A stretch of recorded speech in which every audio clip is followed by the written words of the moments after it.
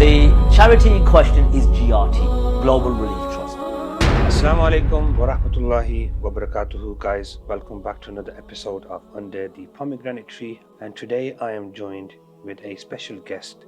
Alhamdulillah, my name is also Atiqur Rahman. Alhamdulillah. We will never forget each other.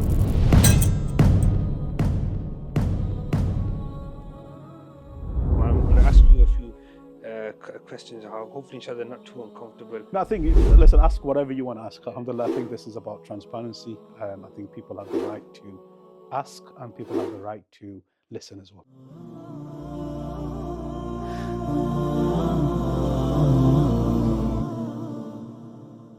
Assalamu alaikum wa rahmatullahi wa barakatuhu, guys. Welcome back to another episode of Under the Pomegranate Tree. I'm your host, Brother Ateiq, and today I am joined with a special guest who goes all the way around the world, mashallah, different countries, delivering aid to the most vulnerable. I am joined with none other than, and actually this guy's actually got a very special name as well, mashallah. He's got a very beautiful name. I'll let him tell you his name himself, inshallah, right? And he's from Global Relief Trust, mashallah. Sheikh, assalamu alaikum wa rahmatullah. Assalamu alaikum wa rahmatullahi wa barakatuh. For the viewers, what is your beautiful name? The name, mashallah, I think your parents are, mashallah, amazing people because they've named you such a beautiful name. I think. Oh, my name is that? Yeah. Your name is absolutely beautiful. I mean, I always wished I had a name like that. Alhamdulillah, my name is also Atiqur Rahman. Mashallah, we will never forget each other now. Yeah. Double barrel. Yeah. What a beautiful name. Mashallah. So is it Atiqur Rahman? Atiqur Rahman is simple Atiqur Rahman. Simple Atiqur Rahman. And how do you spell Ateiq? Atiq. Okay, I'm Ateiq. Okay, Eiq. I've not seen that spelling before. I've seen ATEE. I never. Q. I've seen with a K. Yeah. But so okay. Mine is kind of funny because I did not know how to spell my name until I was about 14 years old. Okay, subhanallah. When my dad registered me as birth, yeah. right, and the birth certificate he wrote Ateiq. Okay. Right, and then -UR, and then when he enrolled me in school, he wrote ATEEQ. Subhanallah. So I learned to spell my name ATEEQ, and I was spelling it like that my whole life. My GCSEs and everything is ATEEQ. So then when I went to the first time I traveled abroad when I was about 14 years old, and then I see my passport, I'm like, yo, this is not my passport. The guy looks like me. Yeah. And they go, no, this is how you spell your name. I go, you sure, bro? Because I spell my name EQ, and they're like, no. They check my birth certificates. Everything is all EIQ. So my GCSE results, all of that, EQ. So when I lost my GCSE certificates, and I tried to claim them, they said send your proof of ID, and because the names don't match, you couldn't get it. I couldn't get it. Oh, but I managed to get a printout, right, of just the list of my individual certificates. Till today, I don't have any. You can't have it. But luckily, the colleges accepted it, university accepted it. The main question on your marriage certificate, what does it say? I don't have a marriage certificate. You don't have a marriage certificate. Why is it strictly the car? Okay, strictly the car. Okay, that's fine. Imagine now you had some problems, legal documents, and they say, no, you're not the same person. Yes, Subhanallah. Okay, mashallah. Well, anyways, very unique name you have, mashallah. Very beautiful. What does it mean? Where does it come from? You should know better than me, subhanallah. Yeah, I know. So it actually comes from the Quran, Yes. Allah subhanahu wa ta'ala mentions in the Quran, ثُمَّ مَحِلُّهَا إِلَى الْبَيْتِ الْعَتِيقِ. Right? And Allah subhanahu wa ta'ala refers to the Kaaba as Ateiq. Yes. Right? So one of the names of the Kaaba is Ateiq. Also, Abu Bakr radiallahu anhu, nickname was Ateiq as well. Itqum min an-nar, freed from the fire of Jahannam. So it actually means freed from the fire of hell. It also means full of wisdom, and it also means ancient.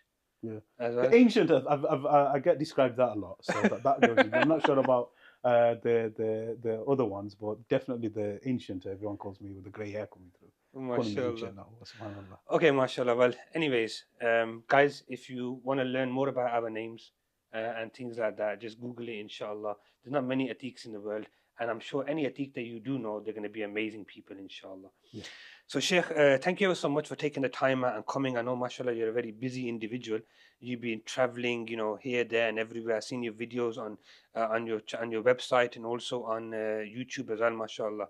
So, where's the last place you traveled to, and why did you go there?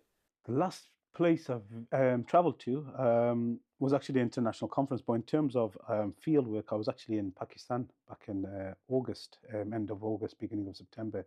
after the floods. We were actually planning on going to Pakistan on holiday from Umrah, but the floods happened, so we kind of diverted our attention towards some of the flood victims and supporting that in Pakistan. But this last few months, normally I was traveling probably once a month, but last few months it's been a bit of a break from traveling and focusing more on other activities in the UK. But yeah, other than that, normally. So what happened, in regards to the floods and stuff, what sort of like humanitarian aid did you deliver over there? And So I mean, the flood, it was crazy, subhanAllah. I mean, there was obviously the mountain basically came down. Those rocks bigger than, so some of these rocks were what bigger than area in lorries. Pakistan it was? This is in the Peshawar area, very close to the Afghanistan border. It was one of the a flash flood occurred from top of the mountains. They called it a cloudburst, and I had never heard of this phrase before until that had happened. And there was probably about 5 or 6 miles worth of water just came down. It almost created a new river bank from the mountains, and these bulldozers, bigger than trucks, basically just went through this village. We went through one homes where we were there. The bulldozers were there digging these area. There was 40 people in one home that got killed. SubhanAllah, it was a wedding, and so there was guests that were staying over. We literally took out everything, and the size of these rocks, some of them were bigger than houses and trucks and stuff, and literally could just imagine coming down in 80, 90, 100 miles an hour water. The speed it would have come down, and it just literally crushed and took anybody that was there, and livelihoods and businesses as well. So how did you when did you find that, and what? So 'Cause you were in it Umrah at happened the while I time. was in Umrah, so we were in Yeah. Makkah at the time when it happened. Were you just and- there with the So I was there family? with some friends. Okay, Yeah, friends. so there's went with some friends on Umrah, and then we were going to Pakistan anyway. Alhamdulillah, we were gonna do some sightseeing in Pakistan. We still did some sightseeing in Pakistan, but diverted 2-3 days of our attention towards just helping our brothers and sisters. So we did some emergency relief, some sort of hot meals, food parcels, some medical aid. And then we looked at sort of the long-term projects. So we're building some of the homes that have been destroyed, some of the livelihood projects, people who've lost their homes and businesses and families. We're looking at trying to re-establish their lives back, basically. Subhanallah, man. Subhanallah. And so obviously you did that in Pakistan. You're trying to use homes, businesses, and Homes, businesses, livelihoods. There's some obviously masjids and madrasas and schools that have been destroyed. So collectively, several charities obviously involved. But we're specifically looking at trying to rebuild homes. We built a bridge actually, mashallah, one of the bridges that got destroyed. So we've rebuilt that, trying to connect communities back together. and are these like sole projects through Global Relief Trust, or are you partnering with other charities as well? And So alhamdulillah, one of the things that unique thing about GRT, what I love, is that a lot of the work that we do on the ground is direct implementation. So we have offices and ground staff that are actually in those countries that deliver the aid directly. And then we have several, we work with probably about 25 charities that actually do the implementation through us. So we work quite closely with them. And sometimes in places where we don't necessarily work, because look, we're a drop of the ocean, just if you look at just Pakistan, it's a huge area. It doesn't make sense if we're working in, say, Kashmir to go all the way to the other side of Sindh, for example. We might work with some local organizations there. It helps reduce the cost, but also utilizing the local expertise on the ground as well. yeah, mashallah. A while ago we had Dr. Shahrul on our episode, and it was really refreshing talking to him. We were actually scrutinizing quite a lot of charities at the time. I had a few bones to pick with charities at the time. I'm going to ask you a few questions. Hopefully, inshallah, they're not too uncomfortable. No, I think, listen, ask whatever you want to ask. Yeah. Alhamdulillah, I think this is about transparency. I think people have the right to ask, and people have the right to listen as well. So, No, of course. But one of the things we mentioned is that charity workers are doing a job that not many people can do, and he said it, and I share the same sentiments with him. Listen, we take our hats off to you because you're there, you're on the front line, you're delivering this aid, and it's because we can't physically go there ourselves that we're reliant on persons like yourselves and organizations like yourself to deliver that aid. I mean, everybody would love, and everybody has this sort of innate characteristic as Muslims to want to be in the service of other people, to help other people, to donate, and where we can actually go and deliver the aid ourselves. We'd love to go, but not everybody is suited to actually go there and deliver the aid. I think you have to have a certain type of mindset, certain type of resilience, to leave your own family and comfortable lifestyle to go then and put yourself in the service of others. So tell us one or two stories, inshallah, that you've actually gone on, because I know we're gonna try and dive into the numbers in a bit, but I don't want to take the numbers away from the actual work that you guys are doing.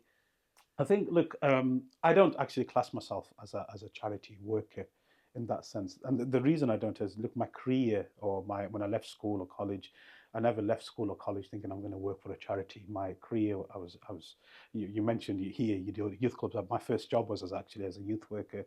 I work in colleges, but my background is events management.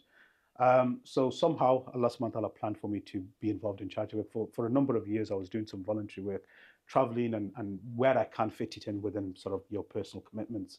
And whether it was dropping ambulances off in Syria or wherever it was, the Rohingya crisis, etc.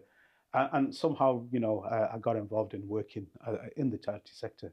For me, the first thing I'd say to is I'd always advise anybody who's watching, go out and visit projects. The reason is, look, there's one thing you donate, and of course the reward is between you and Allah subhanahu wa ta'ala. But when you go and visit projects, you become you become you become their strength, in the sense that when they know that their brothers and sisters who are not just donating but come and visit them, this is a source of strength. This is a source of brotherhood and unity with the beneficiaries on the ground. So I would always advise, Maulana, if you're ever free, 3-4 days, come visit, simply because, subhanallah, it's one of the best life-enhancing experiences. I don't say life-changing, I say life-enhancing experiences. It's something that when I went as a volunteer, it changed my life, alhamdulillah, from where I was, from what life was like at the time. But also, I still go now. One of the main reasons I go is actually for the du'as. Subhanallah, when you go see an old lady and she reminds you of your own mother or grandparents, and they touch your head, wallahi, this is the best dua you can have. Yeah. And I always say to people, I go, guys, always find that old lady, that old man that's got nobody else, and give them something, even if it's something little, or even if you don't give them something, just sit with them, yeah. And again, it's an old lady's duas that I believe that changed my life, subhanallah. Things that have happened in my life, and every time I go now, I'll find that old lady, and it could be about business, it could be about family, it could be about health, whatever it is. I'll ask them to make dua, specific dua, privately. And I've seen those duas being answered. Even when it comes to my own mum's health, people who know that, my mum's gone through really bad health issues. But there was a time when the doctors had said she had 4 hours to live. It was orphan girls in Uganda that were making dua for my mum because she had donated some money towards an orphanage. And I remember sitting there watching the video the Imam had sent me from Uganda, and I was smiling, and my wife goes, "Why are you smiling for?" And I said to her, "Mum's going to be okay." And she goes, "Did you not hear what the doctor said?" I go, "Forget the doctor. My Lord is not going to ignore the duas of these orphan girls." And within minutes of saying this, the doctor come back. I have come from a very big family, by the way. I'm the youngest of 13 brothers and sisters. So we're in this hospital room, all my nephews, nieces, cousins, everybody. There's about 200 of us there. Everyone's crying. And this doctor comes in total panic. And everyone starts screaming, thinking it's going to be bad news. And he goes, "I don't know what's happened, but your mum's done a U-turn." So she went from, infection rate of 300 plus to about 50. She was on 100% oxygen to 30%. And I remember saying to my wife and my sister and stuff, this is the duas of people that, because we know that, the oppressed people, there's no barrier between them and Allah subhanahu wa ta'ala when they make dua. So I always say, go and visit people and the less fortunate, because you'll open your eyes, you'll realize that sometimes we live in the UK in so much luxury. And we look at maybe our neighbors or someone across the road and they have it better than us. But actually, I always say that if you got a fridge full of food, then you're already richer than 90% of the Muslims and our brothers and sisters out there. And sometimes these are the things that make us realize. Of course, man. I pray Allah subhanahu wa ta'ala grants your mum complete shifa, inshallah ta'ala. And I think, man, the Prophet sallallahu alaihi wasallam said in hadith as well, ad-du'a mukhul ibadah. That dua is like the sole purpose of ibadah. We do ibadah of Allah subhanahu wa ta'ala, so we can ask from His bounties, and dua is the essence of ibadah.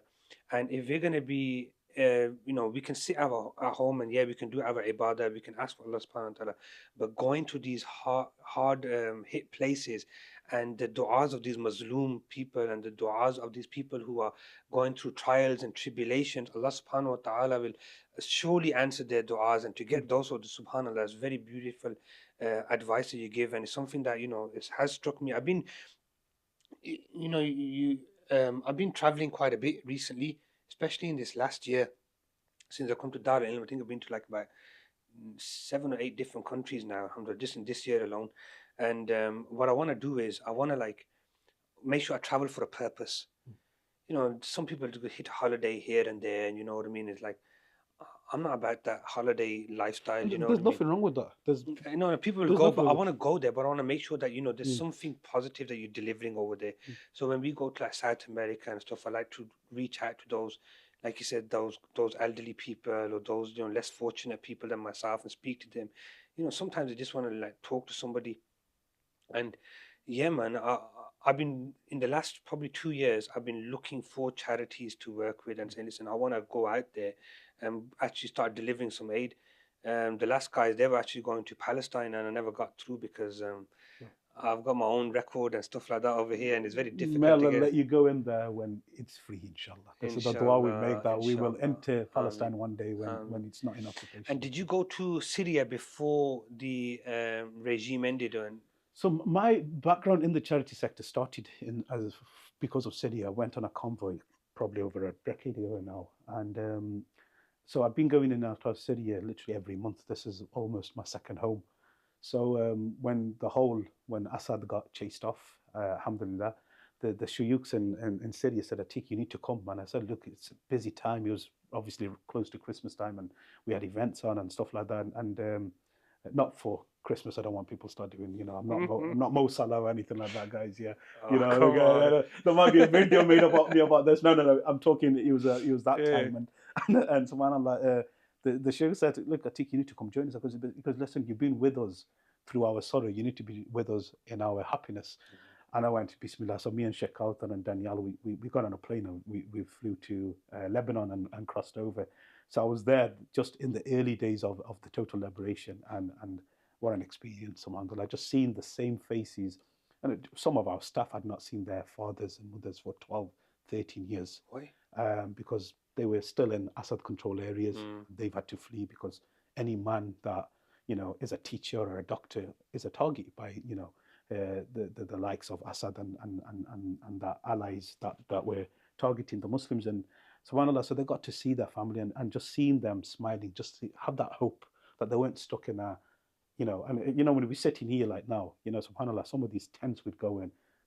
This space here would be their bedrooms, their kitchen, their living rooms, everything. Yeah.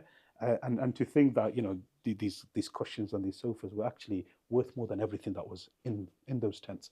So just to have them, seeing them having that hope that they can now go back to homes, and a lot of these homes had been destroyed, but at least they had the flexibility to be able to move around Syria without being killed and stuff like that. So Syria has been a very big passion of mine over the last sort of 14 years. MashaAllah, MashaAllah. And you've probably seen it back when the regime was there, all the restrictions and stuff that were there, and now seeing all the faces alleviated and happy and stuff like that. I'll have to send you some videos. I was in Damascus in Masjid al-Maid, and there's a very old ice cream shop. It's over 100 years old, and I went in there and I goes, guys, I said, the khanzir's gone, man. You need to be singing. And I got them all started singing and making ice cream. And it was brilliant. I'll have to show you the video. Yeah, absolutely. Yeah, man. Send it just to seeing me, these guys smiling and doing things together. And again, and in the early days of that liberation, to see the security forces in Damascus protecting outside the churches.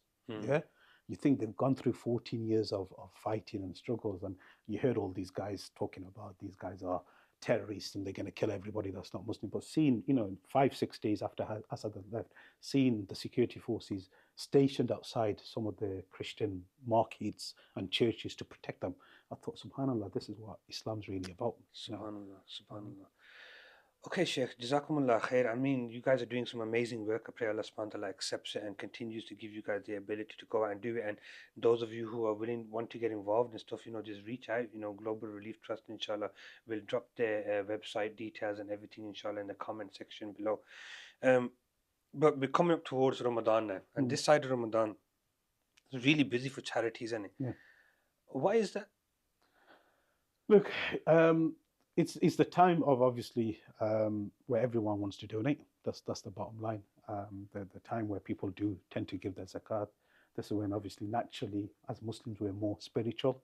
Naturally we get closer to Allah subhanahu wa ta'ala. And as Muslims I suppose sadaqah and zakat is a fundamental part of our iman, of our belief. So I suppose this is the reason why charities will naturally want to get involved in So getting do you the think that, because you don't have to give zakat in Ramadan, right? No. Everybody has their own zakat date where they need to give it on. So whenever they become like sahib in nisab, or a person who has to become applicable for zakat, they give it on that date, Yeah. right? But we've got this like notion now that people want to give it in Ramadan. For some reason, you're going to get more reward inside Ramadan.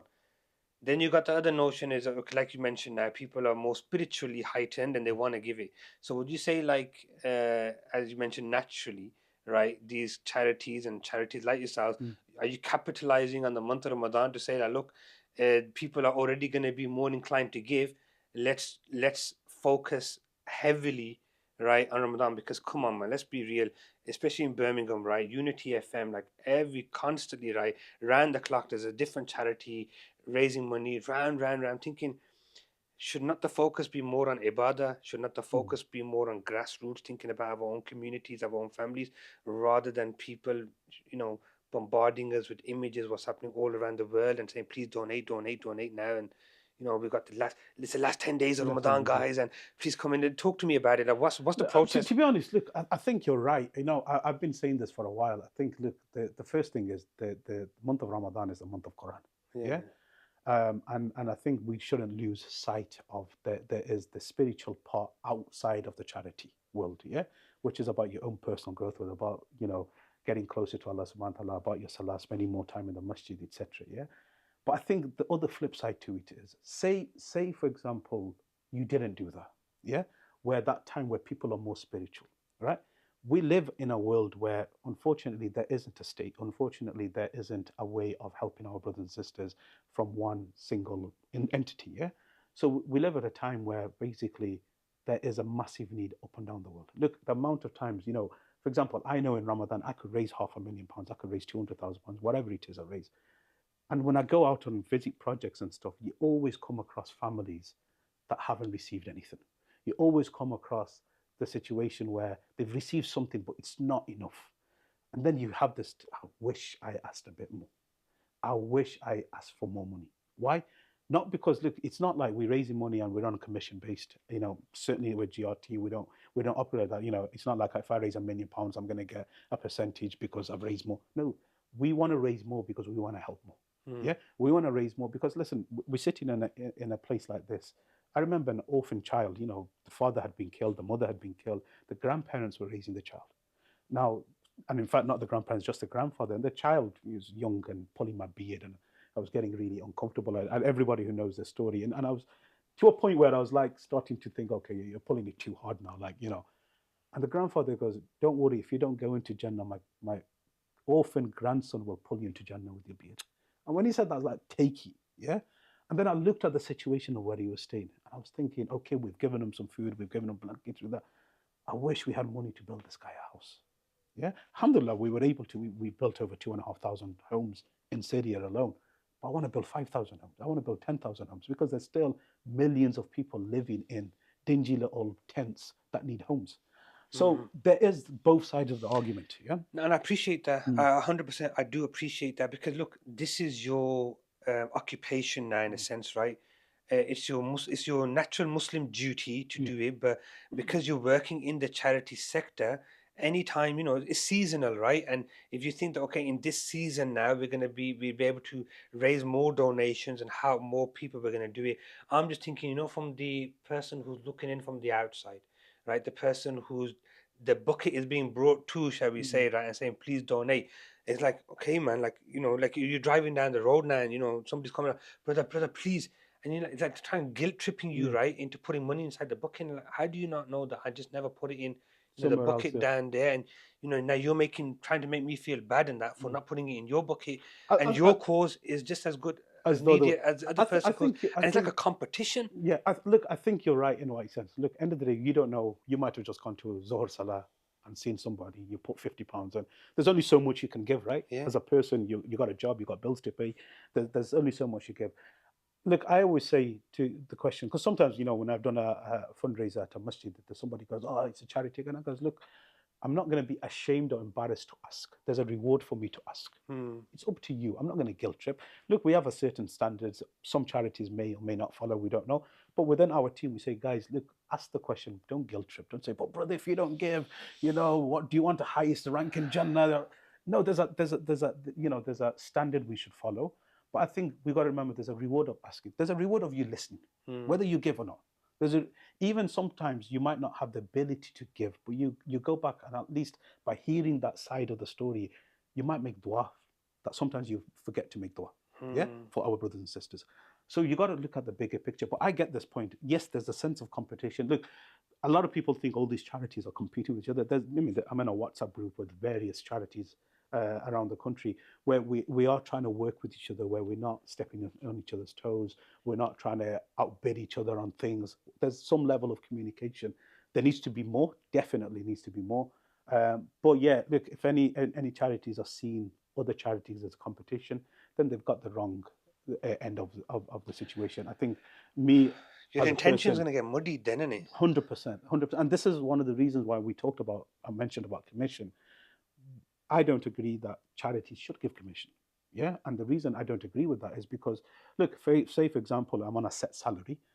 I'm now rewarded from Allah subhanahu wa ta'ala because this is the main reason we do it, based on my efforts that I'm putting in. What we raise is up to Allah subhanahu wa ta'ala. It's already written. Yeah. The reward, somebody who puts a social media post might raise £10,000 by sending one message out. But the guy who's standing in the freezing cold, snow, ice, with a bucket might only raise £200 after 8 hours standing in the bucket. Where is the barakah? In that bucket or the social media post? The reward is in that bucket because that's taken real effort, yeah? And sometimes that maybe £200 goes far greater than the £10,000 raised because that's sincere effort, right? So I don't believe in commission because if you're on commission-based work, you're thinking, okay, if I raise £10,000, I get this much. I'll get this much. So if I raise 20, you know what I mean? So for me, I don't agree with that because you're playing with people's weaknesses and desires. And if the prophets and the Sahabis, who were far greater than any of us, fell to the whispers of shaitan, we've got bob up. We've got no chance. So yeah, I think there is a level of competition. I think that needs to be eradicated. I think we need to, as charities, be better at marketing and at the messaging that we say. And I think you're right. I think, in Ramadan, for example, from radios to TVs to, listen, if you go on Google and you type in best gift to buy for my daughter, some charity advert comes up. Yeah, and you're thinking, I'm not interested in donating. I want to buy a gift for my daughter. Yeah. So these are things that I think we need to be wary of, but that Ramadan isn't just about charity. No, Jazakumullah khair. I'm glad you clarified that, and it's refreshing to know that coming from somebody who's on the ground, who's working, who's raising the money. You feel like that. You share those same sentiments.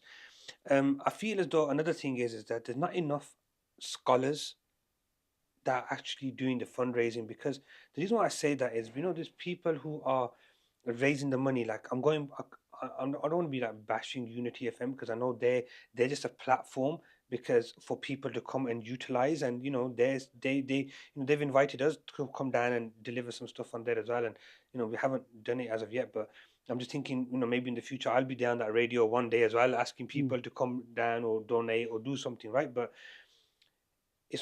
they're asking the brother, now you got, there's a way you need to ask, and it's like what you said, and don't guilt trip people into doing it. Yeah.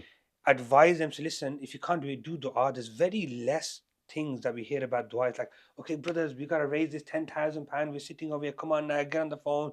Blah blah blah blah. It's almost as though you're in like a auction house, and there's a guy over there. Okay, £5, £5, £5, £10, £10, £10, £10, and then he slams it down at £10,000, right?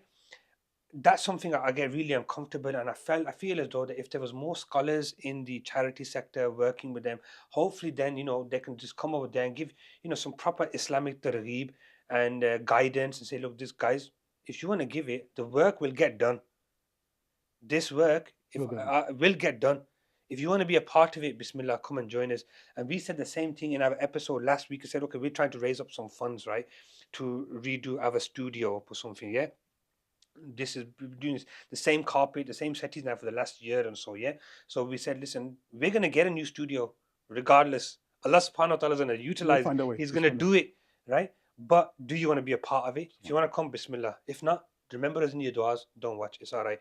I think that sort of approach needs to be taken. Another issue I have, right, is the sisters, man. Right? It's You have like an issue with the sisters. Oh, your viewers are going to kill you off, bro. No, that's astaghfirullah. What's going on? Standard. Standard. Standard. I have a big issue with sisters working in the charity sector. If they're working in administrative jobs in the background, fair enough, right? If they are there to talk to the sisters, fair enough. But sisters approaching me whilst I'm driving my car down the road and saying, brother, please, you know what I mean? Yeah. Donate. Talk to me. What's Look, GRT's policies on that? So there's two aspects. I mean, I think a lot of the charities I know of have a lot of scholars on the background advising. Certainly at GRT, we've got 4 or 5 scholars actually employed by the charity that are, part of various different roles. We've got, muftis, scholars, etc., that are part of the team that are constantly advising, etc. We also have an independent board of scholars that sit there and actually not just looking at zakat, but also looking at, are we allowed music on our videos? How we do make events for brothers and sisters? Various things about how we operate, fitrana, fidya, etc. So they're looking at as well. So they're actually on there as independent advisors to the charity, and also scrutinizing us, making sure we're held to account. So I think a lot of charities it's probably not promoted as well as it should be. I think people need to realize that scholars, quite a few of the charities, scholars are involved. But I always say to scholars, you should get involved, because I think, look, for me, as a layman, for other people, we might not have the theological knowledge from an Islamic point of view. We might have the charity project implementation type knowledge, but I think we need to find the right balance between the Islamic side of things and then how projects should be done, etc. In terms of sisters, this is something as an organization, as a Muslim, as a just on a moral ground. I agree with you. I feel kind of uncomfortable. Do you guys have sisters in the front we line? We have sisters employed in the programs team. We have sisters in the donor care team, but we also have sisters who are fundraisers. But they specifically target sisters events. They do their own activities. They're working with sisters because, again, we saw that need because there's a lot of sisters wanting to get involved. And I felt uncomfortable. Look, and any type, whether it's a masjid fundraising, whatever it is, the sisters, mashallah, they are the most generous. They come, the best organized. Listen, you can deal with brothers. I mean, I'm sure the GRT guys, they'll be laughing. You can give the sisters work, and you don't need to ask them again. Yeah, I told you, listen, I've got 4 daughters, right? And mashallah, I would love for my daughters to get involved, be conscientious of what's happening in the ummah, to get involved in some type of charity work. But I wouldn't feel comfortable with them holding a bucket now on street corners, going to people in their cars and this, that, and the other. That's something we just haven't done. We won't do. We've had obviously incidents. Some volunteers sometimes got involved and they've done stuff, but we then advised them, look, don't be out on the streets, especially in the dark. Don't do this. But we have a group of sisters who actually do their own events. They've done sisters retreats, for example. Do that, bake sales, all that type of stuff. They've done it targeted. Or we've done events where, for example, we've had men on one side, women on the other side, with our sisters running the women's side, the brothers running the brother side. Segregation. So yeah, we've done stuff where sisters are involved. But certainly we've tried to keep things as Islamic as possible. Barakallah feekum. And I think, having the board of scholars and stuff that you mentioned that you have, I think, it's really, really important. And charities, if they're going to be doing the charity work, they need to have some sort of Islamic grounding, right? And Islamic guidance from the right types of people to say, listen, because come on, there's, the end does not justify the means. Right? Your end goal, right, is to deliver aid. That doesn't mean now that you can just go ahead and do whatever it is that you want. to achieve that. No, I right? mean, we weren't even allowed music in our videos. Yeah, mashallah, good stuff. You know, even nasheeds with instruments, we just weren't allowing. You know, I remember once, subhanAllah, it was late at night, I was putting my son to sleep, and the videotator sent me the video, and I put it on mute to read the subtitles. I didn't realize he put some piano at the beginning. Yeah, so I listened to the video, and I approved it, and he went out. And one of the scholars saw me in Jummah in the khutbah, goes, and he goes, you know, and some brothers, they've gone big now, they forget about, they add music onto the videos, and I'm thinking, what's he on about?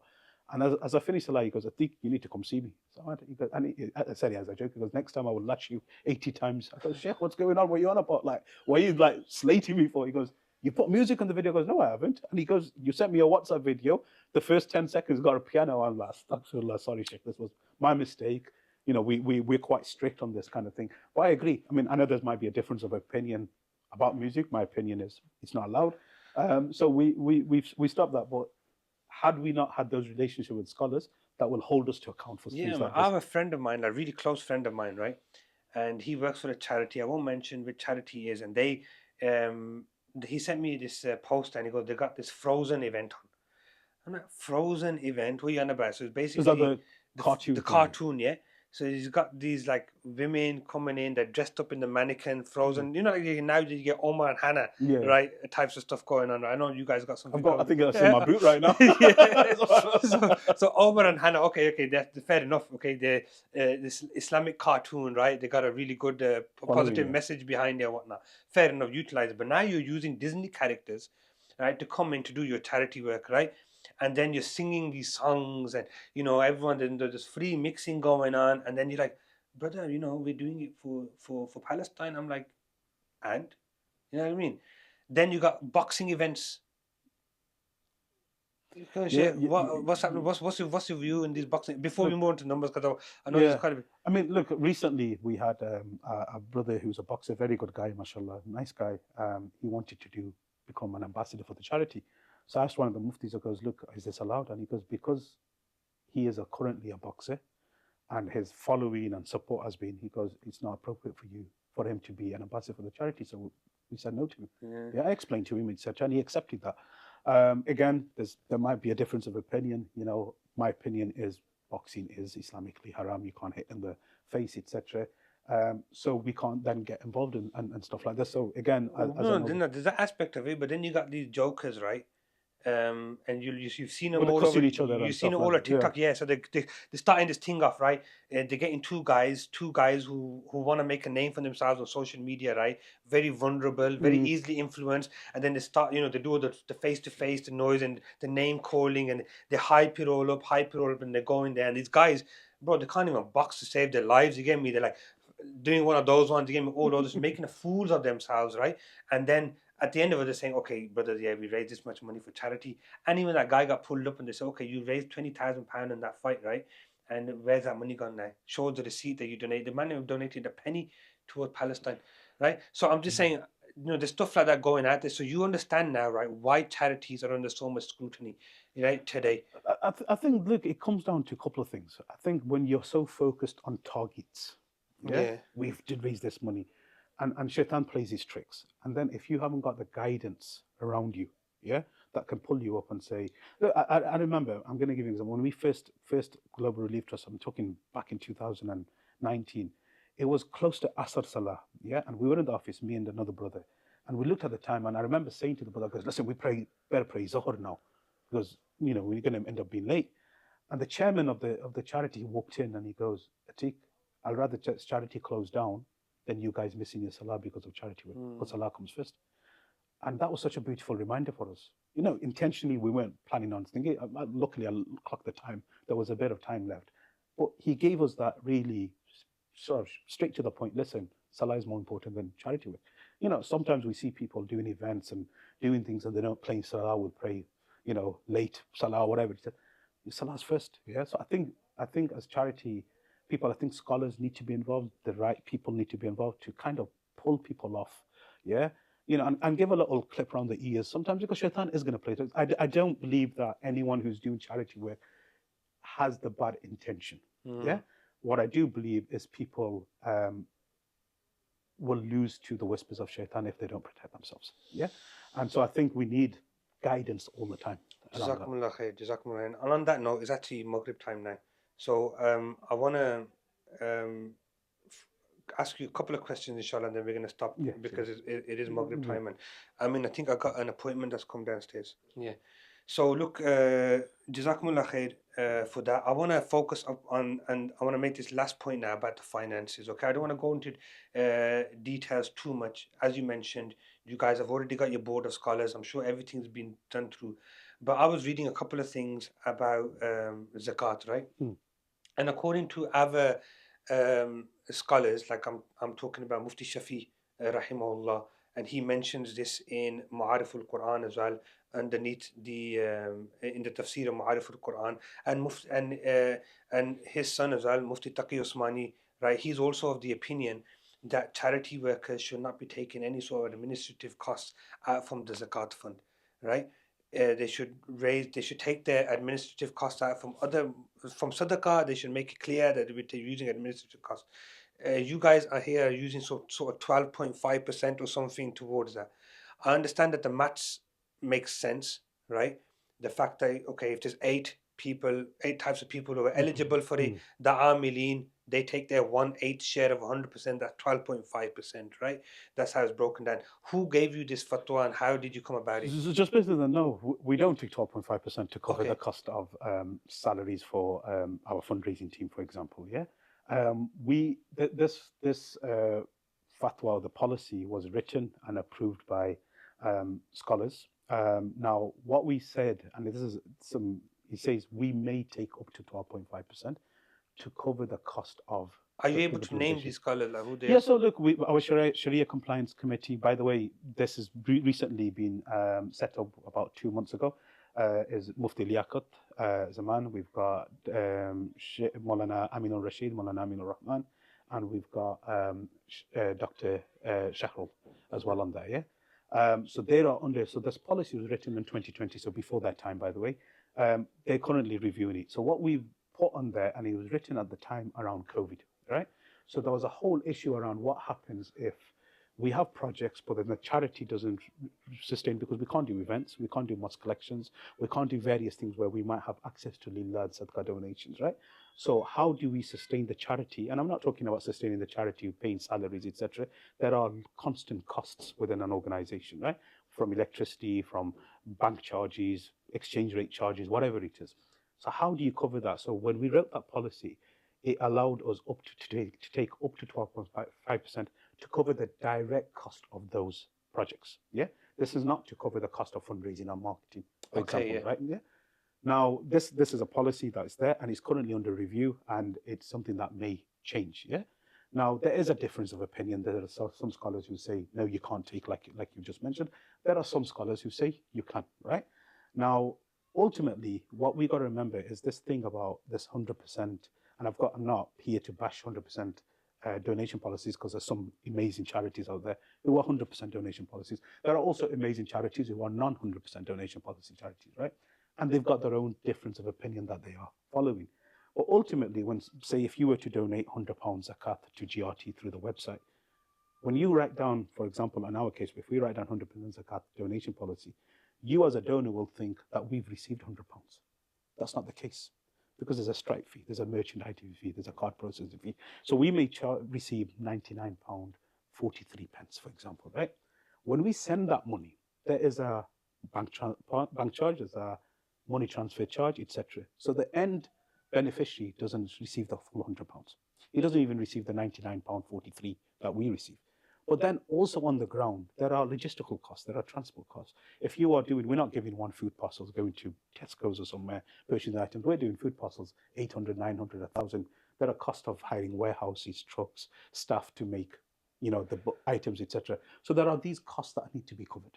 Yeah. And you've been doing this for a long time now, so you should know what these costs actually are, right? Yeah. So this is why you got this. So why is it on the website? It says that every single penny will go towards every single penny of your zakat will go towards charity. Don't you think there's a bit of a contradiction there? Well, not really, because it's still part of the charity. Because you cannot pay, for example, if you did, I'm using food as an example, if you had 1,000 food parcels, how do you get these 1,000 food parcels in a rural area in Bangladesh?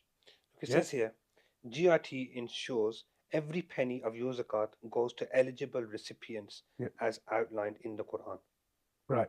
So what that means is, look, we cannot go and give. Are we expecting these people to come to our warehouse to travel? Some of these are remote areas. If places like Bangladesh, for example, you have to catch a boat to get there, right? So to get to that place, you have to pay for a boat. You have to pay not a boat, but you have to pay somebody to take you across. This is part of the direct cost of delivering this project.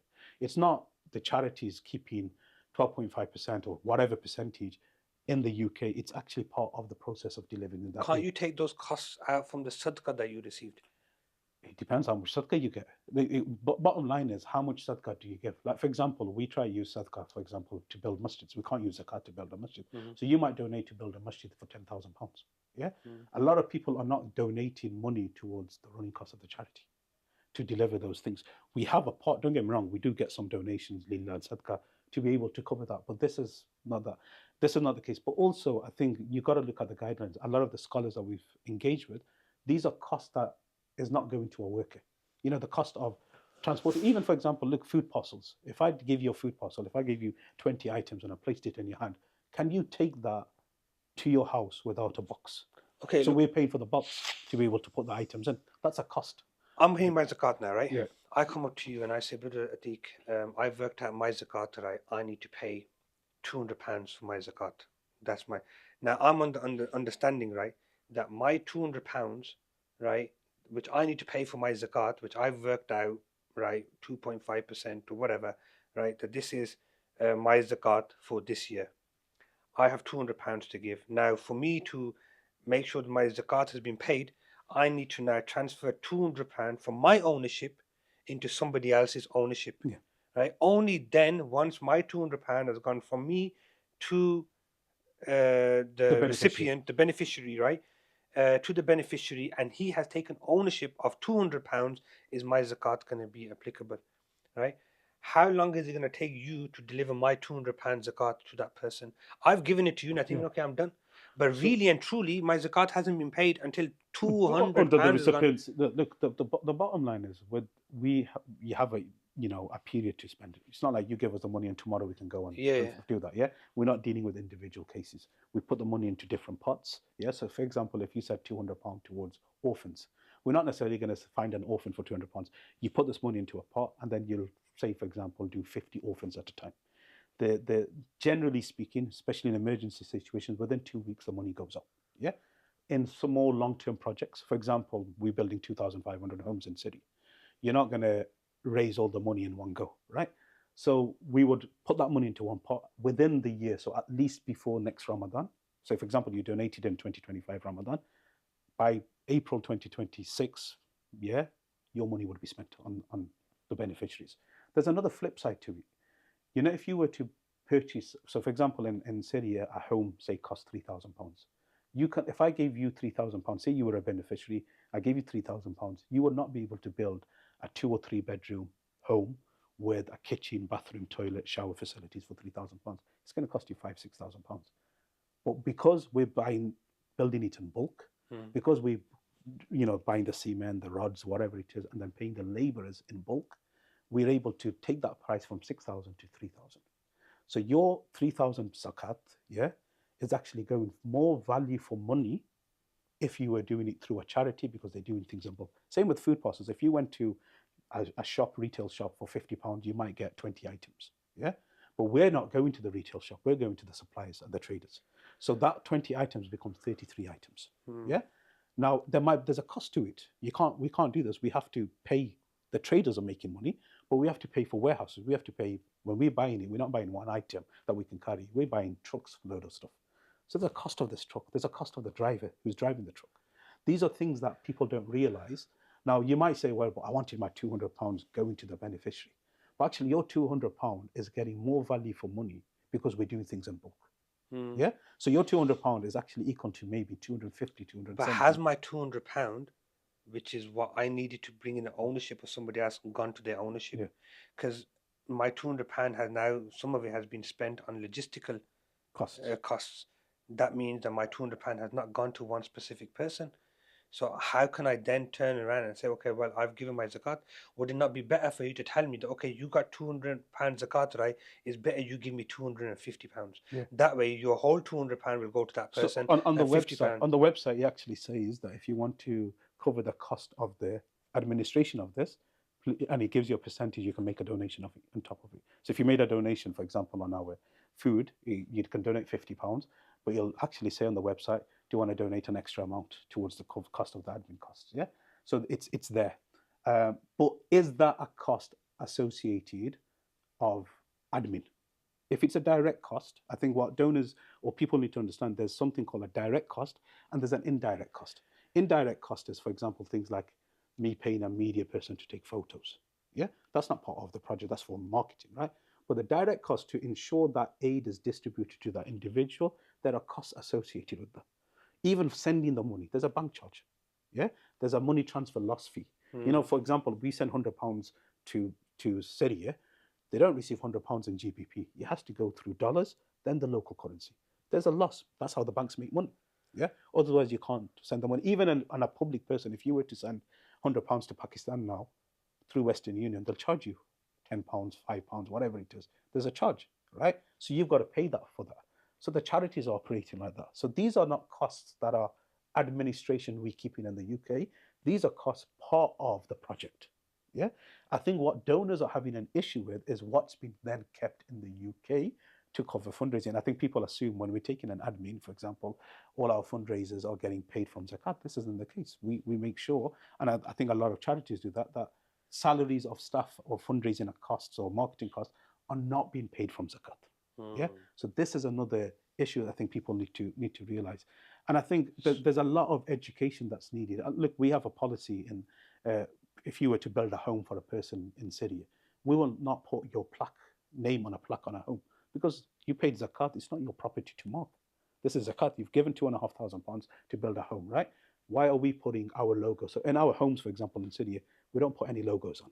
We do not put any, donated by Atiqur Rahman or so on, because it's not your item to mark. It's their property, right? They are the owners of the zakat. So I think there's a lot of education that's needed because we get this sometimes. Oh, listen, can you give zakat? And I want my name on a thingy. Or I want to give zakat to. We get this crazy. We get this like, can you give it to a widow with 4 children? And I sometimes say to the donor, so do you want me to walk past 3 other families that are in need of zakat to give it to a widow with 4 children? If someone is zakat eligible, whether they have children or not children, they are eligible, right? They are entitled to that zakat. So sometimes I think donors need to realize, because if this was a state, if there was a treasury, when you give your zakat, you would have absolutely no right to dictate how that zakat is spent. Bismillah ar-Rahman ar-Rahim. We just had a quick break for Salah, inshallah. We're back now, but we just got into the nitty-gritty of the topic. It took us a long time to get here because, like I said, you guys are doing amazing work, and I don't want it to be overshadowed by the numbers. My concern right now is I do not want any charity, and even if I myself would be a representative, let's just say I'm now work for GRT now, right? And I hope, inshallah, we can do some stuff together, inshallah. Why not? If it's meant to be good for us, Yeah, inshallah. for our khairah, then Allah subhanahu wa ta'ala will make it. Inshallah. And let's just say now I'm coming in now. I want to be able to go with people with my head up and saying, guys, we can accept your zakat, right? Couple of things. Obviously, there's the fatwa issue. Can a NGO, a non-government entity, right, especially in a non-Islamic state, right, first of all, take that? I appreciate, Hazrat, that you haven't have you studied any like fiqh zakat and things like that? I've had some courses and Basics, stuff like that. Yeah, basics. So I understand. I'm not an expert in this. So I I totally appreciate that you won't know the whole ins and outs of it, right? Maybe inshallah, because we're very close with Mufti Liaqat, right? I've had him on the podcast. I've just managed to chat with him before. We'll catch up with them. What are what's their thought process? What is it? Because just because somebody gave a fatwa 50 years ago, that doesn't necessarily mean that it's relevant now. So things do need to be updated and whatnot. So I think on this point, Sheikh, sorry, this is, no, carry on, please. I think on this point, I think we need to determine what is admin. Yeah. I think when people, I hate this word admin because it's toxic. Oh, these guys are getting flights and first class tickets and business class.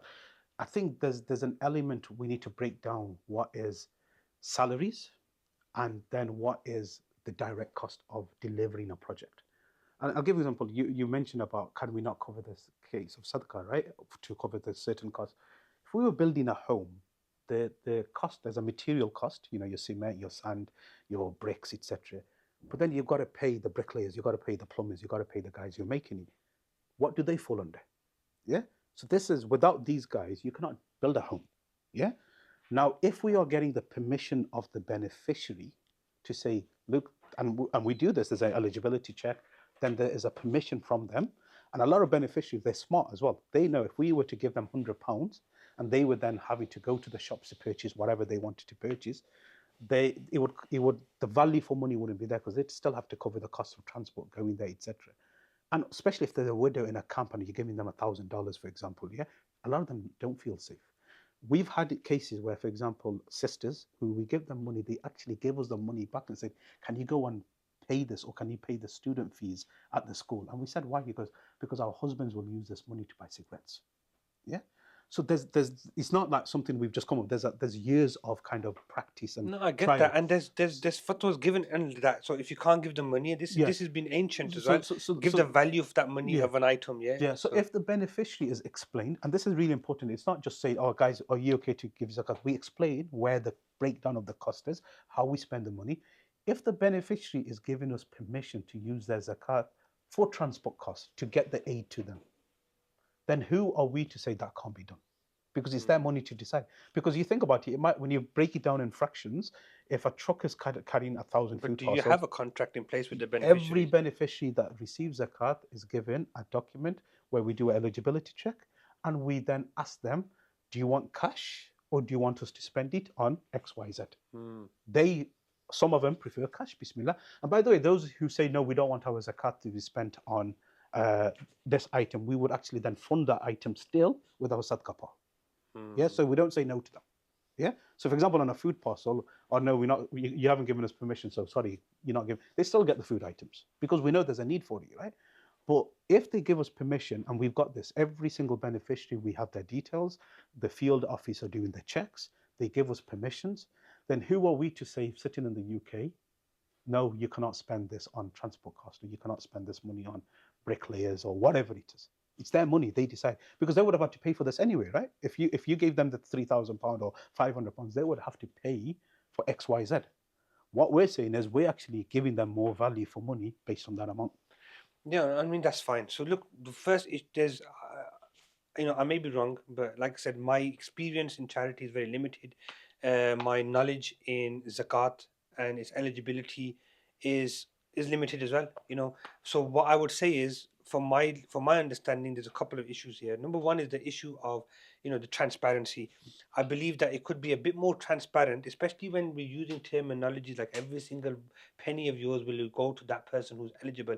I'm now thinking, okay, my whole £200 is going to that guy.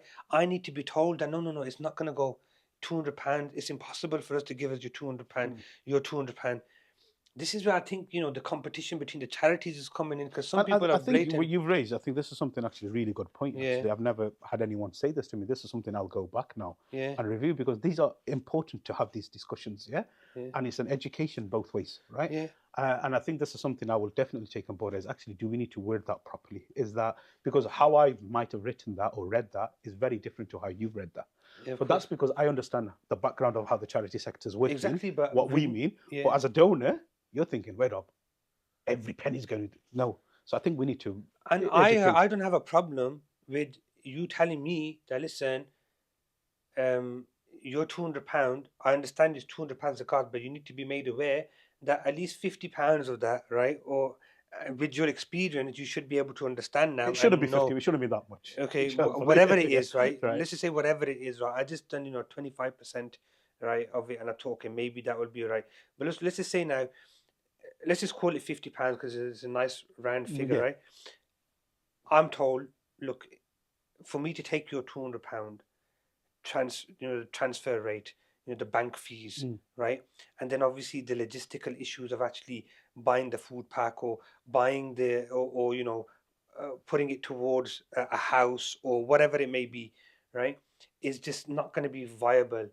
You know, I won't be able to do that in £200. Yeah. You're not going to get value for your £200. Your £200, you know, whether my zakat is accepted or not, we don't know yet, because obviously you got your muftis involved. They're doing their research. You got Dr. Shahrul, who mashallah, who's very shrewd when it comes to this, when yeah. it comes to this. You know what I mean? So, and you know, the name that you mentioned are people that I feel really comfortable with, to understand that, you know, Mufti Liaquat I know personally, Dr. Shahrul I know personally as well. So the names that you mentioned, you know, I'm comfortable with them carrying out the research, and whatever they come back with, I'll say Bismillah. Okay, you guys have done it. That's fine. I'll obviously have my own look at it. We have our own muftis over here, Mufti Tawsir Mia and whatnot, so I'll be able to run it through them as well. That's one thing. I think we need to be reworded and say, listen, guys, £200 is your zakat. Of £200, this much will go on to, you know, delivering the aid. If you don't want to call it administration, right? Because people probably got People some are thinking, negative connotations to it. Or it's going towards, you know, their rent, their wages, Yeah. X, Y, and Z. No, no, no. You know, this goes. These are the cost of delivery is going to be this much on your £200. I would be more than comfortable to paying £250, knowing that, okay, at least Alhamdulillah is done. The second issue I have it is, I don't know when my £200 actually going to be delivered. Right? You're saying that something, if it goes towards like food parcels or something like that, within 2 weeks, but longer projects could take up to a year. Now, I'm sure that the ulama ikram that you guys have got on board, they're going to be looking at these and they're going to be thinking that how can we reduce this time frame, and how can we ensure that, listen, I've given it in 2025, that before 2026 my zakat needs to be done, because now my next zakat is due, but I haven't even paid last year's yet. Yeah. I No, feel as though it's been paid. it would be. Look, if you did, just for argument's sake, January 1st to December the 31st, that's your year, right? So you donated on January the 1st your zakat, right? One thing we can do is guarantee this money will be spent by December the 31st. Majority, in most cases, would be spent within a very short period of time. Where, for example, it gets a bit complicated, say you were sponsoring an orphan, yeah? We don't give the orphan the money one full amount in one off. It's paid in batches of 3 months. Yeah. So January the 1st, you make the donation. Within 2 to 3 weeks, that orphan will receive the first 3 months. We don't pay monthly. We give 3 months at a time. Yeah. Then the next 3 months we pay. So it'll be probably October, November. But it's been allocated, It's right? been allocated. So that, the money is allocated. Yeah. So if you were to sponsor an orphan and it's zakat, it wouldn't go into our zakat pot. It would go into our orphan pot. That money is, so there's no mixture. So we have restricted zakat, we have unrestricted zakat. So for example, when I mean by restricted zakat, you've given zakat and you've specified a country or a project. That money goes to that country or project. Yeah. But say then you've just put zakat, you haven't specified which country, which project. This would go onto our unrestricted zakat. This means we then spend it on zakat eligible projects. Yeah. So there is some complications depending on the type of project we're doing. If we're building a home, for example, yeah, you're not going to build it within a week. There's a period. We have to get the land. We have to then get it registered. We have to then find the beneficiaries. We have to do some engineer drawing. It then has to get approved by the council and whatnot. So there's many steps you got to take. So that kind of project was not going to be spent within 2 weeks. If you then donated towards, say, our Sudan emergency, we're trying to do projects because that's an emergency. We can't be holding on to donations. So we have this thing every 2 weeks. Let's get the projects up and running. Let's get it done. Let's get it done. £10,000, £40,000, whatever the amount we want to do the projects as quick as possible, because people are dying. People need those donations and that money. So it depends on the project. But if I come up to you now, yeah, and you say, okay, we've got Sudan, we've got Afghanistan, we've got Bangladesh, we've got Pakistan, we've got, you know, you've got a list of countries, right? What is it, like 25 countries? We work in 12 countries. Yeah. 12 countries. Okay, so you got the 12 list of the 12 countries, right? That, okay, now would it not be more viable or feasible to say that, okay, if you're going to give it in to Afghanistan, your money is not going to be there until this date? Is there any way that you can mention that? It'd be so, I mean, again, this is from a Islamic point of view, it's quite easy to do that, right? But then you've got so many other things that you've got to think about. You're now dealing with, so for example, look, this is really important, I think, and I'd love you to come to the office and actually understand the project cycle. It's not that we just send money and khalas. There's a needs assessment that's been done. Yeah. So we base it on the needs and that we don't want to just do a project and willy-nilly show you photos and mashallah, look how great GRT is. There's a 16-step project cycle that we administrate. Yeah. So there's a needs assessment. We get quotes. Yeah. And we have to get 3 quotes from 3 different companies. That's not me. That's the country office. We then have our program officers that will actually ring the suppliers to check if those quotes are accurate. I'm sitting in the UK, our guy in Bangladesh gave me a quote. I don't know if he's gone to his cousin or some other guy inflated the prices, whatever it is, because it's an amana. We've got to take this amana quite seriously, right? So there's that. We then do a bidding matrix. We do then counter bidding, right? We then sometimes, not all occasions, we sometimes go and visit the suppliers because they've quoted us basmati, tell the basmati rice, which is a good one. But how do you know when they supply the rice, it's not some, cheap other version of it, but they've quoted us basmati rice. I've gone to distribution points with scales. Our field officers, like me walking on with some big scales. Like, what are you doing? I goes, I'm going to weigh all the food parcels. You've told me there's 10 kilogram of atta. Yeah? I'm going to weigh this 10 kilograms of atta. Now, 1 or 2 bags, there might be, say, 5 kilogram over or underneath. But if I had an issue where all 1,000 food parcels were 10 grams short, there's something wrong, because when you times 1,000 times 10 grams, someone's made a nice little lick in the bags, in the background. Yeah. So there's a lot of processes we've got to follow. I'm not denying, mashallah, you're doing your own due diligence, and you got a very strict process in where they're doing. I'm just thinking from, if they are the beneficiaries, we are the benefactors, right? And we need to ensure that, because it's zakat, and like I said, with sadaqah, I'm not fussed about anybody who thinks that 100% of their sadaqah is going to go to the beneficiary. They got something wrong with them, because it's just not viable, not feasible. Zakat is something, and people have given a fatwa on it in the past to say there's no such thing as, you got the list on your website about the amilin, right? If you're in a non-Islamic state, there is no amilin, because nobody has been appointed by an Islamic government to go and deliver that aid. So we're not amilin. Now you guys, when I say you guys, I know that sounds bad, but now charities are saying the fact that, look, we just literally can't do it. We can't sustain this 100% donation on people's zakat, right? So we need to look at how much, whatever minimum amount, up to 12.5%. But even that's based on an amilin. I just feel as though that maybe this research that's been taking place, it needs to be more transparent, more available. It needs to be there, black and white, on the website, to say, listen, guys, when it comes to zakat, we take your zakat very seriously, right? And we want to make sure that if you got to pay £200 zakat, that £200 of your money is going to go there right now. We cannot guarantee that £200 is going to go there. We would advise you give 210, 220, whatever it is, based on your experience and you know what the costings are of your, and I just feel as though there's that. And then also have the time scale in there. Look, we've gone over quite a bit. Is there anything you want to say? Because I've got a quick list of questions. I think the time scales, I think, would be quite difficult to implement, simply because there's a lot of factors that are outside our control. Look, sometimes we send money to Yemen, bank sends it back. What do you do? Yeah.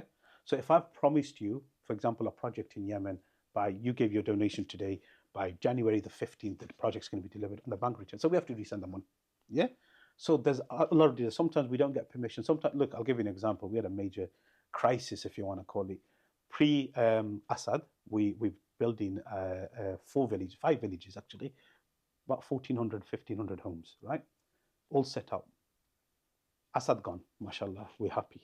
The new government came in, they want to put structures in place, etc. Because they never had that.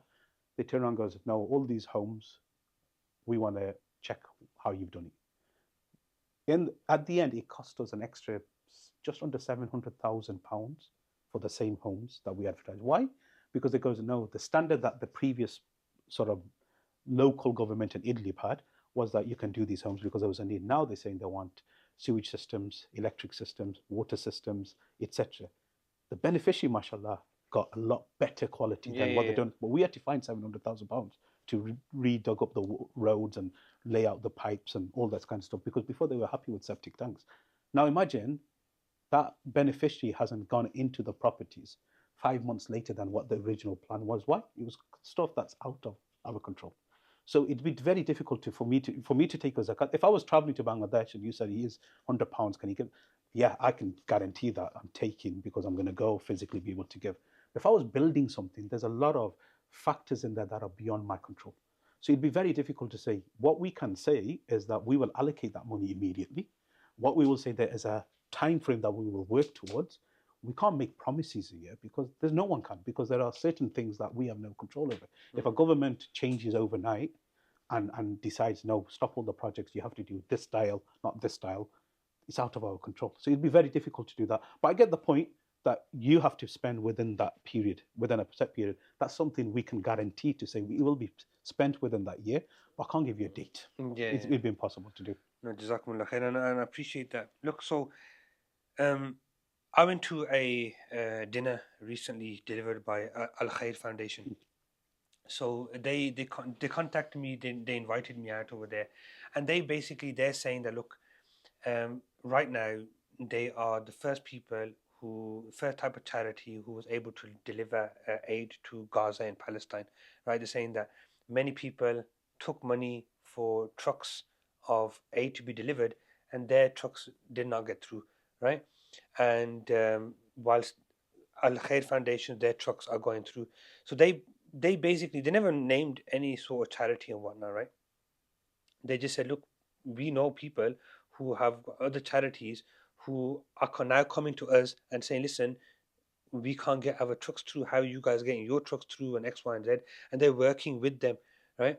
Do you have a number off the top of your head of how many trucks that you guys have sent into Gaza now, or anything like that? Or how many are still waiting at the border to get through? I think one of the things that you just said, I think charities need to stop saying we're the first ones to do it. Yeah. Because every charity claims the same thing. Yeah. And every charity will probably evidence that. And I'm not saying that Al Khair aren't. Mashallah, I'm aware of Al Khair's projects, some phenomenal projects. Yeah. Alhamdulillah, we made the very conscious decision at a very early stage. We only sent, top of my head, 15 or 18 trucks in 2024. We've not sent any in 2025. The reason we did this is because we look, GRT started because of Gaza. Our founders traveled to a convoy to Gaza in 2009. So we've got a nice network of volunteers and staff in Gaza that are delivering projects. We picked up from an early stage that Rafah border is going to be closed. There's going to be a regulation. Alhamdulillah, we weren't in a position. We didn't put ourselves in a position we were sending hundreds and hundreds of trucks. We advise other charities not to do that. And I think a lot of charities, they have received aid, been able to get in. And I think some charities, I know I was speaking to one organization who deal with Sudanese, and a lot of their trucks had been redirected that were going through Al Arish, have been redirected into Sudan now, because they were getting to waste those, items in there that had a end of before date of 1 year. Now it was getting close. How many of yours actually went through? Alhamdulillah, all 18 went through. We sent, I think 15 or 18 went through because we got the videos of them crossing into. And since then you haven't tried anything? We just stopped doing it because we made the conscious decision that we're not going to do that. Now there are... And that's a good decision to make, right? And it's we don't want to waste people's money. Exactly. We don't want to waste people's money. There are traders in Gaza who are still receiving trucks that they are purchasing from the other side. So we're purchasing items from there. Okay. So there are still, sometimes you hear like 100 trucks have gone in. Not all 100 are aid trucks. Maybe 20, 30, 40 are. A lot of them are still business transactions being made from traders in Gaza and traders in Israel. Yeah, so they are still doing business. So, but I always worry when charities say we're the first ones there. How do you know? Yeah, I went to, when we mentioned about the floods in Pakistan, I was like, yeah, we're going to turn up, man, mashallah. In the back of your head, turned up, bro. Alhamdulillah, I saw some amazing charities doing some brilliant work. Yeah, and I was like, well, we weren't one of the first there. Yeah. We were probably one of the first, meaning out of 10, 15, but they were there. They beat us too. But alhamdulillah, that's great because we were doing hot meals. There was a charity that was doing medical aid. So when we came across a person who was injured, we knew there was a charity that was doing medical aid. So we directed them to that. But we didn't do water. Another charity was doing water. So we were working with each other. So I don't like this idea that, we're the first ones there or we're the only ones there. There are other ways. There are hundreds of charities doing absolutely brilliant work in Gaza in their own little way. And this thing that the ocean is made of plenty of droplets. Yeah, GRT is one drop of what's happening in Gaza. Yeah, in terms of aid distribution. Combined, we only probably make a stream of what's needed. Yeah, I think no one can say we are doing enough. The situation in Gaza is probably the biggest humanitarian crisis certainly in my lifetime. I don't know, Maulana Sahab, how old you are. You look younger than me, so you might be younger than me. I don't know. Yeah, but certainly in my lifetime, it's probably been the biggest crisis. I think combined efforts were a drop together. Of course. Yeah, and so I think we, instead of talking constantly, we saying this charity is not doing it. even my point is, even if we are saving one child's life in Gaza, for me it's worth it. Wallahi, like the hassle we have. Listen, we get letters from the charity commission. Recently, every single charity just received a letter from OFSI because I want to see the fact. All this is happening. The banks are giving us headaches, and sometimes when they send us a letter, it's 45 questions we have to reply. It takes about 6 hours of my time to send up. It's worth it, because even if a percentage of that aid manages to get through and someone is saved, alhamdulillah, that's worth more What than do you do anything. with what hasn't gone through? This is something I think Does it get redirected or what? No, there's certain charities. Look, we made the decision. We sent in 23 ambulances altogether into Gaza. So this was on a convoy that we did. This was in November 2023, mashallah. They didn't go until 2024. We've done food parcels. We're still doing winter distribution now. We're doing hot meals. This is happening on a constant basis. We've managed to get 240 last year medical students into Pakistan who've completed their fifth year medical qualification. When there is a proper ceasefire, and say the word proper because right now I don't know what that is. Yeah. We know over 1,000 medical staff have been killed in Gaza. There's 240 now qualified to go in and fill that gap in. Yeah, so we are using funds to look at more long-term projects as well. And there's sometimes a lot of people say, well, look, this charity is raising millions. What they're doing with it? What happens, guys, when there is a proper ceasefire? When Gaza is off the news, people stop giving. So there's a long-term strategy that charities are saving some of that money, not to hold it and do lavish dinners, but actually look at long-term projects. But are you saving people's zakat money? Zakat should be spent within a year. Yeah. Zakat should be spent within a year. And this is why we said we made that decision to fund other projects for Gaza if we can't do food, right? And this is why it's really important to. How do you let you know that? Let's say I gave you £200 for Gaza, and you're saying, listen, now I can't send you £200 there, but we're redirecting to Sudan. Are you then? No, we wouldn't. What I'm saying, if you've said Gaza, it has to be spent. There's an Islamic side and there's a fundraising regulator side, which says that look, if you've given money for Gaza, I have to spend it in Gaza, yeah, or I have to spend it for the people of Gaza. I think some charities, and I'll say, putting a disclaimer that look, if you're giving it, if we cannot deliver for whatever reason, then we will spend, especially with zakat. I think it needs to be spent. One of the things that the Sharia compliance committee that we've set up, we asked this question. They gave us 3 categories. They said, look, at all costs, you should try inform the donor if you need to change that. If you can't, then you've got to do it for like causes or like projects. But this is the thing. The main thing is, the zakat can be spent on anywhere as long as someone is zakat eligible, right? Fundraising regulator says you've given it for Gaza, we have to spend it in Gaza, right? They do say, however, that if you can't, there has to be a disclaimer in there, etc. But I think for example, I've stopped. I know for a fact if I was to do an appeal for Gaza, people will give because we've got a natural inclination to Gaza. So I've stopped hardly ask for money for Gaza now because I know there's money coming in. I'm targeting Sudan because there's a need. There's a subconscious racism, I think, in the Muslim community when it comes to Sudan. And I think so. I've been targeting raising money for Sudan because people aren't giving. I've tried it. Listen, I've sent messages out to the same group of people for Sudan and the same group of people for Gaza. Situation. In fact, we've got doctors who traveled to Gaza. They've just come back from Sudan and they said the situation in Sudan is worse than Gaza. Yeah, we've sent videos out. Same message, same group of people. I've raised, say, for example, with that message, £6,000 came in for Gaza, £450 came in for Sudan. Why? And the video clearly says, the doctor's saying, we've traveled to Gaza, we've just come out of Gaza, we've gone to the hospitals in Sudan. The hospitals in Sudan are far worse than the hospitals in Gaza. Even I was like, wow, really? And the doctors are telling me, I'm not saying this. The doctors are telling me, they're the ones who traveled. So I think, clear communication to the donors is extremely important, yeah?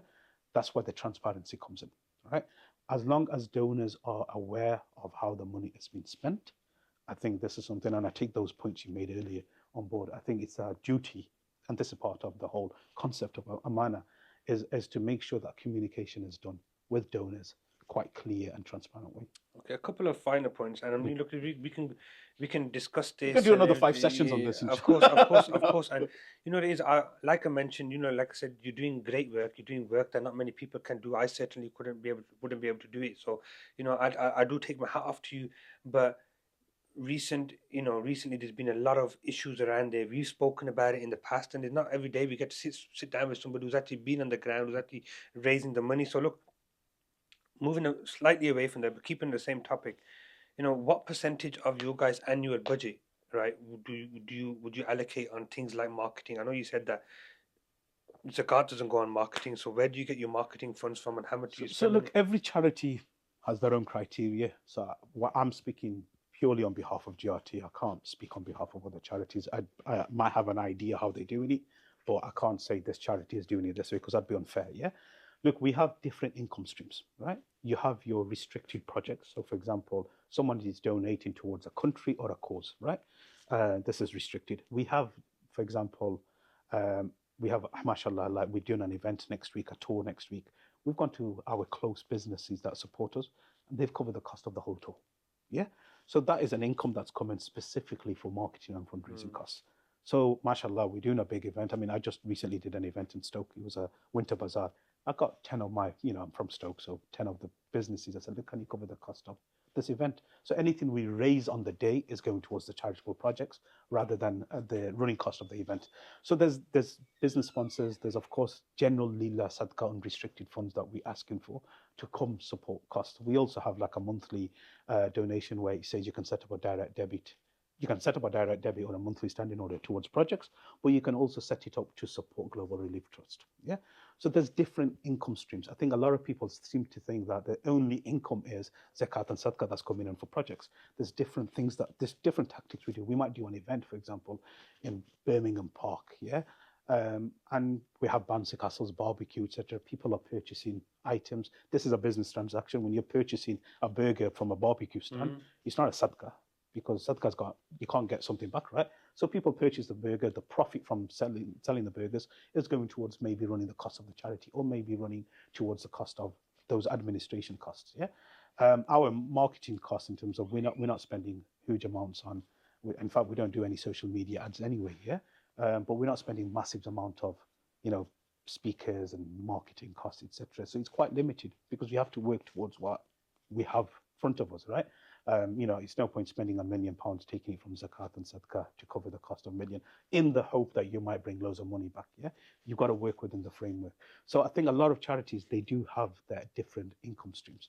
Some of the charities, for example, who are 100% donation policies, they might have income that's coming in specifically for cover those costs. Yeah, so they are able to take from the donations directly to the projects. Other charities aren't receiving that much money. Yeah, you have a charity who may be £200 million a year turnover. Their running cost a year could be £10 million. It's highly unlikely they're going to get £10 million worth of lillah, for example. Yeah, that would be dream, right? But I doubt it. So they might have to take a percentage out. But that is something you have to ask every question to every single charity. Yeah, but you're here today, and that's why I asked. That's why I asked the question. So from GRT point of view, we have different income streams that cover So the cost. you don't take marketing out of from sadaqah zakat and stuff like that. No, No, you do that through your link, your business link, networking, and things like that. Yeah. Okay, mashallah, great stuff. Yeah. So look, how much is currently? Do you know off the top of your head like how much is currently sitting in your zakat fund, and by when do you think that you'll be able to? Like you said, you want to do it within a year. So I can tell you that now. Sitting in our pot, and this is money obviously coming in as well. It's not just money that we raised in Ramadan.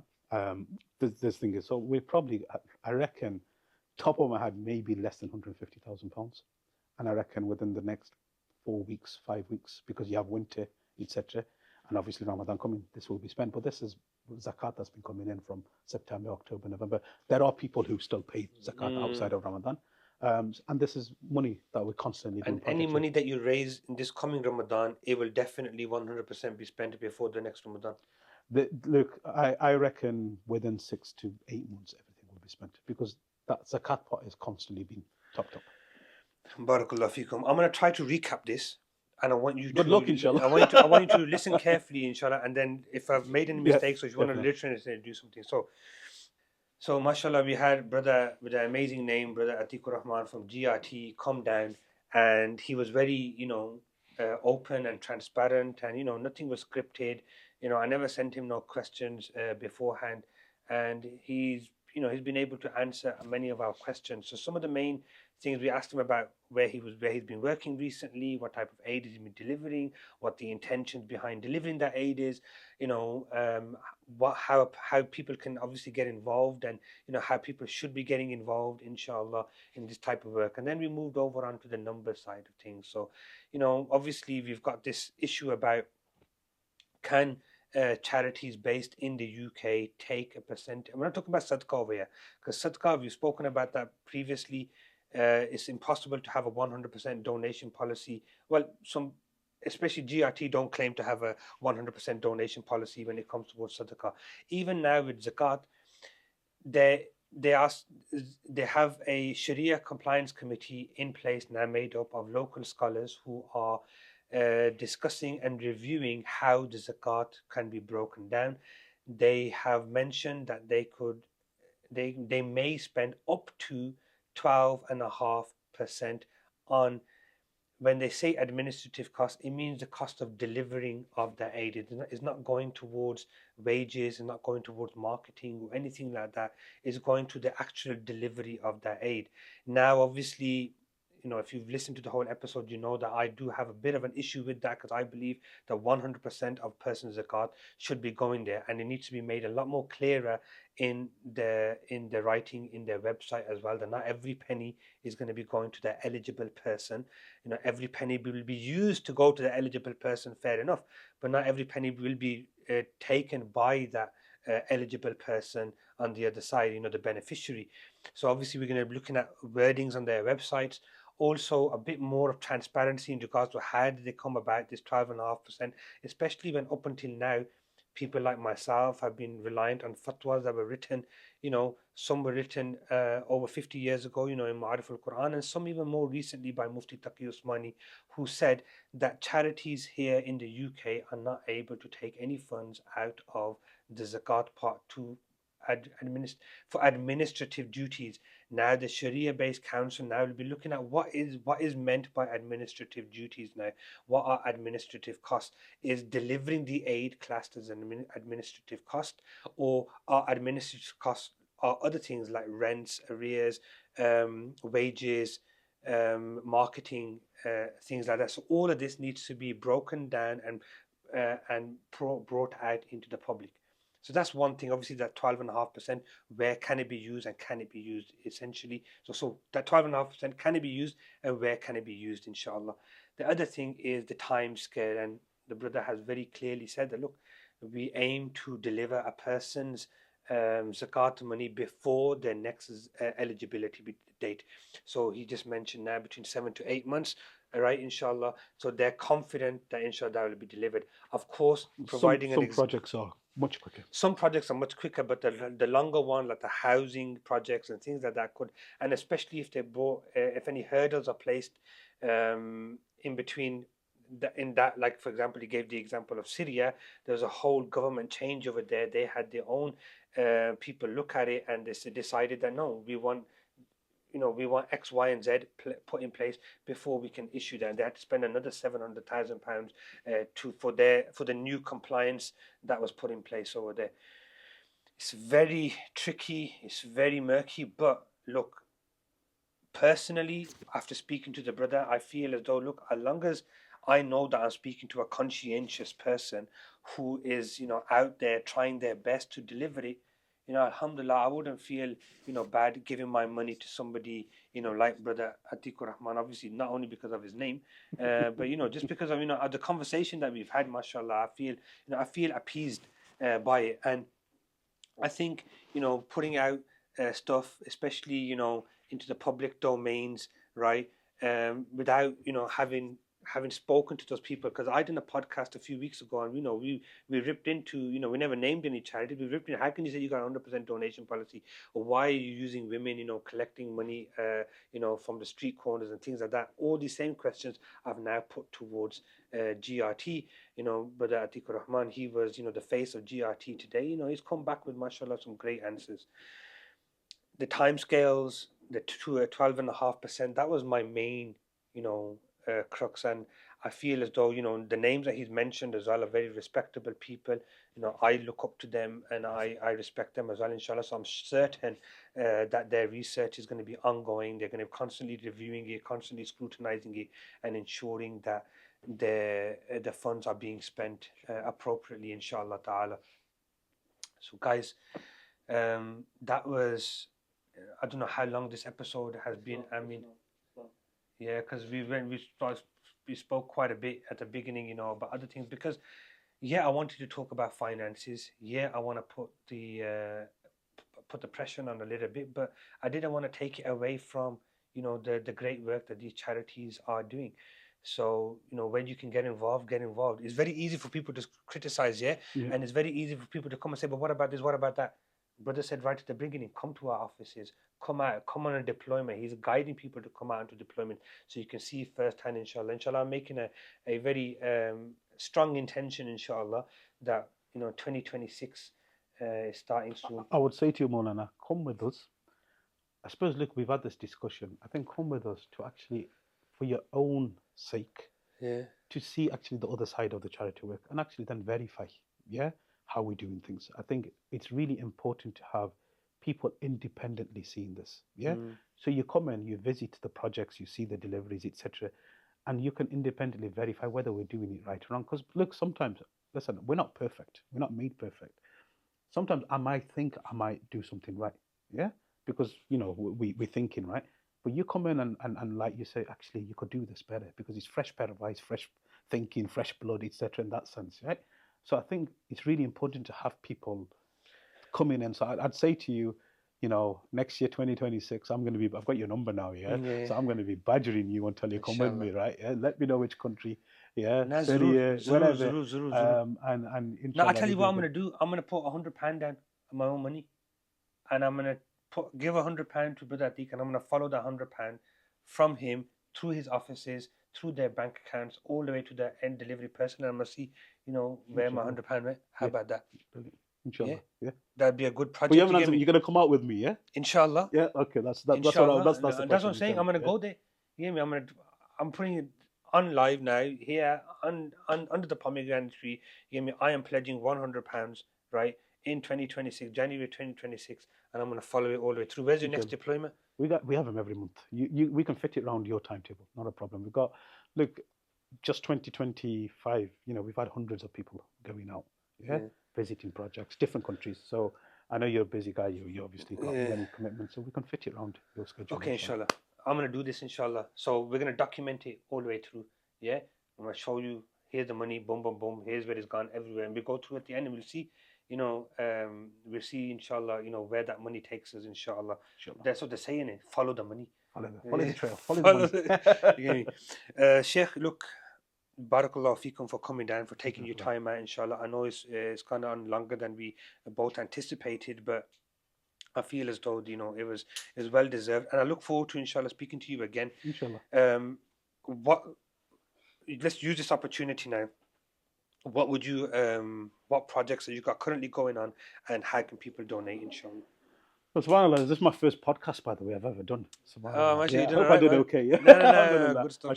No, I think, brothers and sisters, look, visit the website, grtuk.org, and there's projects from different sectors, different countries. I think really important, look, there's a lot of misinformation that goes out about various charities, around on all social media platforms. I think take the opportunity to speak to the charities directly and ask the questions. Look, how do you do this? How do you do that? Etc. Rather than listening to, in fact, don't even watch this video and be convinced by us. Don't be convinced by me. Still ask the questions. We're not here. Look, this is an amana. It's a responsibility on us. We need to be held account. So we've got various projects around the world, from Sudan to Gaza, Syria, Yemen, Pakistan, Bangladesh, Rohingya refugee camps, Kashmir, Malawi, Uganda. So, and from building masjids to water wells to orphans to HIF sponsorships to emergency response, whatever it is, have a look at the projects. If there's any projects maybe you want to fundraise for, or maybe you want to donate to. But before you do that, ask us the questions: how are we going to spend the money? And for me, it's about 100. It's been about 100% transparent, rather than being 100% donation, if that makes sense. No, of course. And what more can we expect? And guys, if you haven't checked out our other episode with Dr. Shahrul, inshallah, we're going to pin that in the bottom one as well. So you know that not only are we talking about it, we're actually interviewing the charities as well. If you also have a charity and you want to get involved, come down, talk about the work that you're doing, and inshallah, bismillah, come and join us, inshallah. What about somebody, lastly, what about somebody who wants to actually partner with you guys? Maybe they got another charity, a smaller charity, they're unable to do it. Do you do like... We work with, I mean, currently we've probably got 25 active partners that are working with us. Okay, mashallah. And, you know, over the last sort of 7-8 years, probably over 40 partners we've had. Alhamdulillah. So we work in partnerships. Sometimes we fund some of their projects. Sometimes they fund our projects. If you're a small charity and you need support, look, one of the things as a legacy for GRT, there's probably 7-8 organizations we've actually gone and there's no cost to this. We've gone out and helped them with their saving money, due diligence, you know, how to set up a financial systems, how to do fundraising, how to do marketing. This is something GRT will do for any small organizations free of charge. I know people have issues with setting up accounts, governance, and things yeah, we like can that. we can help you. Listen, we've gone through a process. We've learned from making mistakes. We've got, alhamdulillah, very good project cycle and due diligence. So if you need guidance and support with us, bismillah, get in touch. We're here to support, inshallah. Barakallah fikum. And finally, our last question just coming to my mind, you know what I mean? It's like, I know you're doing a lot of international projects. Are you working any local projects? We have, we're doing a mental health project. We've got a domestic violence project. We've got some youth club projects in Hull for sisters. We've got some feeding the homeless and stuff like that. So there's about 6 or 7 UK projects as well. Okay, mashallah, I'm going to touch base with you on those ones as well, inshallah. Right, so he's cornered me now. So yeah, that's it. Yeah. Okay, guys, jazakumullah khair for tuning in. If you have any questions, pop them into the chat, into the comment section down below, right? Keep it clean and keep it respectful, guys, inshallah. We're going to try and get back to you. If there's any questions that we can't answer you directly, we're going to send your questions straight over to the GR team, inshallah. We'll try and get them to also interact in the comment section as well, inshallah. Look forward to seeing you in the next episode. Assalamu alaikum wa rahmatullahi wa barakatuh.